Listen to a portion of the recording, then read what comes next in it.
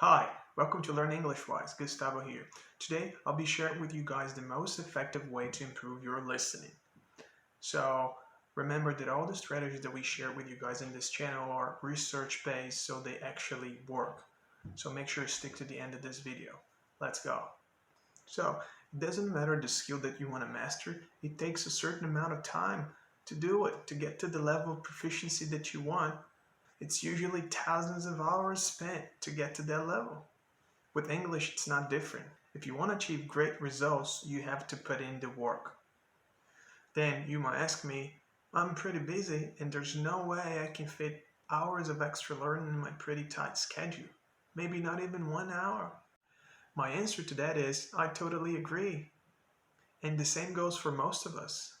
But fortunately, there's a way to spend hours of your day listening to English and practicing your English without actually sitting down to listen or even changing your routine or schedule. But how? Well, again, this method involves podcasts. You can literally have thousands of hours of English material in your pocket at all times. Why don't you take advantage of that? Let's assume you're on a very tight schedule. You go to work during the day, and at night you go to college or school. That's pretty busy, isn't it? Cool. Let's see if we can spare a few hours of your day to improve your English. What about when you're commuting to work in the morning? And when you're going from work at the end of the day to college? And later at night, when you're going from college or from school back home, that's another 30 minutes to 1 hour, isn't it? What if you don't go to college at 9, but on the other hand, you have house chores to do? So let's say you sweep the floor, you wash dishes, and you do laundry. Can't you listen to English podcasts while doing that? I can see that we managed to squeeze out quite a few hours every day, didn't we? Now, let me share with you the two most important points of this method. You have to listen to content that you can understand. If you don't want to be lost all the time, because if you are, you're going to lose focus and you won't learn as much. That's what it's called, comprehensive input. You don't have to know all the words of the dialogue. You have to understand the message it gives.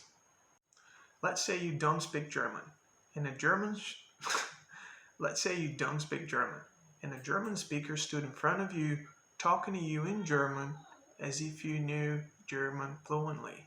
He could stay there talking to you for days and you wouldn't learn a word. You know why? Because that input was incomprehensible to you. Quite the opposite of a comprehensible input. But what if the same German speaker talked to you knowing that you know nothing of German and he went on an effort to make himself understood by you? Do you want to know what would happen? So I'm going to leave a card somewhere in here and a link in the description to a video of Dr. Stephen Krashen demonstrating just that to you. That's going to change your understanding of language acquisition, and that's going to show you exactly what comprehensive input is. And if you go and watch that video, hey, don't forget to come back and finish this one. Number 2, you have to enjoy the content that you're listening to. And why is that? I have to learn to whatever it is that makes my English better, regardless of that. Well, not true. Want to know why? Well, chances are you're going to quit long before you achieve the results that you were looking for in the first place. Because the material could be boring, and we as humans can't do an activity that is boring for years, every day. Even when you're having pleasure with what you're doing, it's hard to keep it up non-stop for years, let alone something that is boring. That's why. So put this as a priority. Select podcasts that you enjoy listening to. That's the best piece of advice I can give you. Again, I'll leave links in the description to some of the podcasts that I like. Give them a try, and if you don't like them, go after the ones you like. Let's say you like cooking. Try to find an English podcast about cooking, and so on. Okay? Keep in mind that this process takes time. Just be patient and keep doing it. Okay? The main purpose of this video is to show you the power of creating a new habit. The power of incorporating English into our daily life so that you can enjoy it and live it. every day. And in a few years' time, you're going to wish you had done it earlier. So in a nutshell, take advantage of the time you already have. Incorporate English into your daily life. Choose materials that you understand.